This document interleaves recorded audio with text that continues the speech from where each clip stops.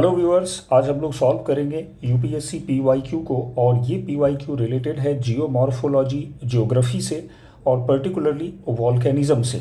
Volcano पर अक्सर questions बनते रहे हैं और इस क्वेश्चंस का जो कंसर्न है वो वॉल्केनिक मटेरियल है। और क्वेश्चन कुछ इस तरह से है, consider the following: pyroclastic debris, ash and dust, nitrogen compound, sulfur compound. How many of above are the product of volcanic eruption?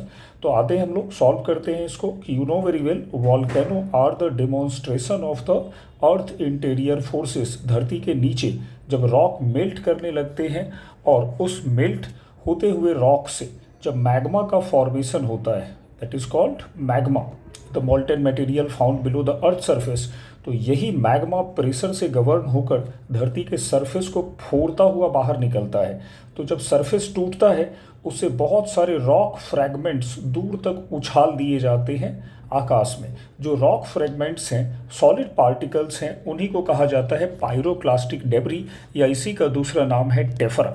इसके कई सारे कैटेगरीज होते हैं। इनमें सबसे छोटे वाले पार्टिकल्स को एसिस एंड डस्ट कहा जाता है। ये छोटे डस्ट पार्टिकल की तरह होते हैं जिनका फॉल बाद में दिखाई पड़ता है।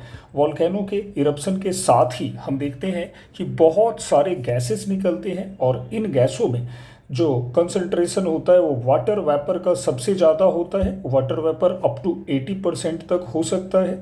लेकिन इसके साथ ही दूसरे गैसेस जैसे हमारे कार्बन डाइऑक्साइड के कंपाउंड्स हैं, कार्बन के कंपाउंड्स हैं, नाइट्रोजन के कंपाउंड हैं और सल्फर के कंपाउंड हैं, ये सब हमारे वॉल्केनिक इरप्शन के क्रम में दिखाई पड़ते हैं। तो इसलिए इसका आंसर डी होगा, ऑल 4।